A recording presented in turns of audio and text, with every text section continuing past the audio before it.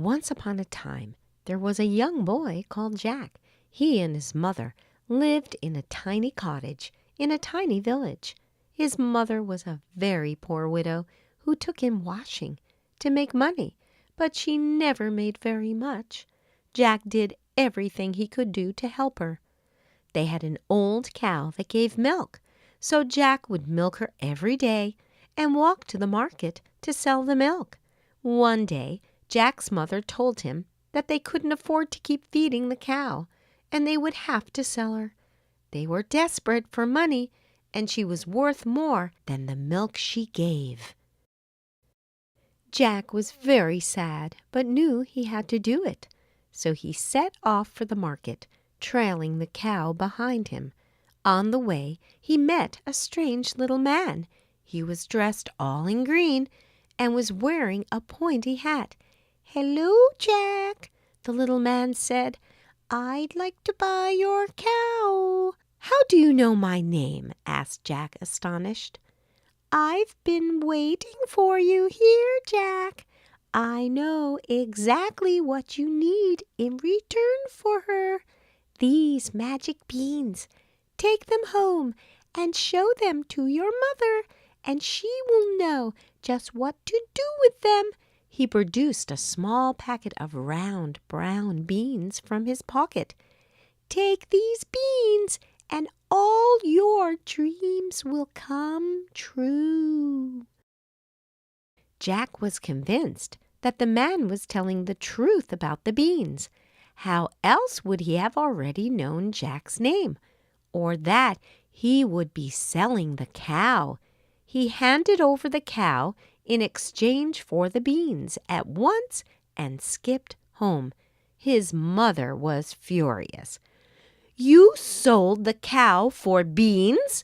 They're so tiny, we can't even eat them. How could you do such a reckless thing?"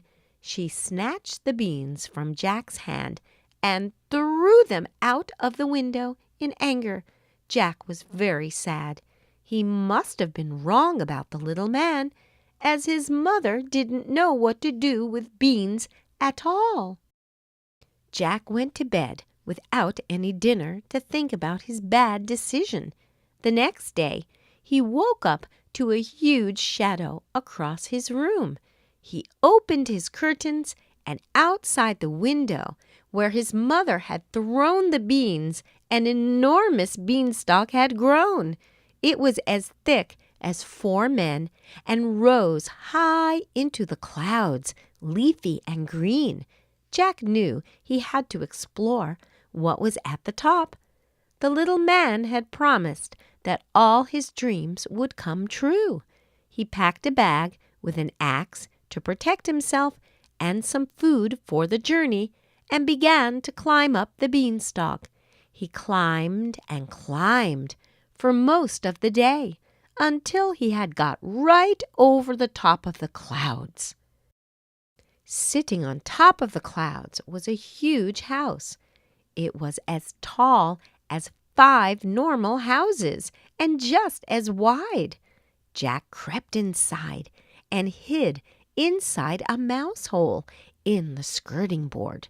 Soon enough, he heard big thumping footsteps coming into the house. He held his breath. It was a giant. The giant was hundreds of feet tall, with hairy hands and big feet.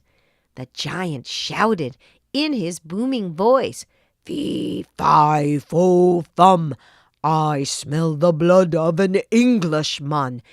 Be he alive or be he dead, I'll grind his bones to make my bread." He searched around the house, looking in the cupboards and under the table, but he didn't find Jack. Soon he gave up the search and took out a huge sack of gold coins. After counting all the gold coins in his sack, the giant fell asleep in his huge bed. Jack waited a while until it was dark and crept out of his hiding place. He tiptoed over to the sack and took out a gold coin. It was the size of a dinner plate. He packed as many as he could carry into his bag, then ran from the house and climbed carefully back down the beanstalk. His mother was overjoyed to see him safely home, and even more pleased when she saw what he had brought. Jack bravely vowed to go back to the giant's house the next day to see what else he could grab. The next day he packed a bag and climbed up the beanstalk again, sneaking back into his hiding place in the giant's house. He waited until the giant returned for the evening. "Fee-fi-fo-fum, I smell the blood of an Englishman.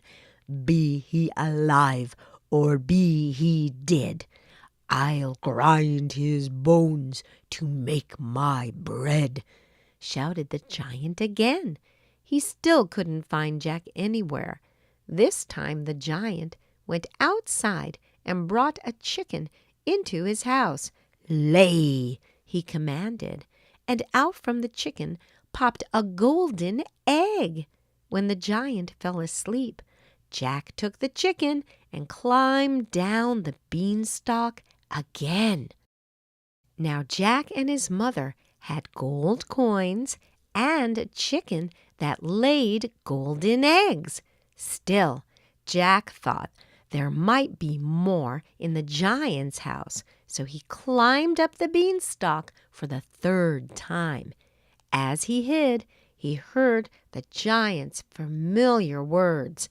"Fee-fi-fo-fum, I smell the blood of an Englishman. Be he alive or be he dead, I'll grind his bones to make my bread," he bellowed. This time, when he couldn't find anyone in his house, he took out a beautiful harp. "Play," he shouted, and the harp began to play lovely music all by itself. Jack waited again until the giant was asleep, grabbed the harp, and ran for the door. "Help! Help!" screamed the harp. "Someone is stealing me!" The giant woke up and saw Jack running for the door. "It's you who has been stealing from me," he roared. "I'll squash you like a bug." Jack ran as fast as he could to the top of the beanstalk and shimmied down it. He grabbed the axe from out of his bag and began to hack at the stalk. After a few big, hard chops, the beanstalk began to wobble and fell to the ground. The giant was trapped up in the clouds with no way down. Jack went home and hugged his mother. He took the harp from his bag and said, "I know I have stolen you, but now you live with us, and you don't have to play if you don't want to.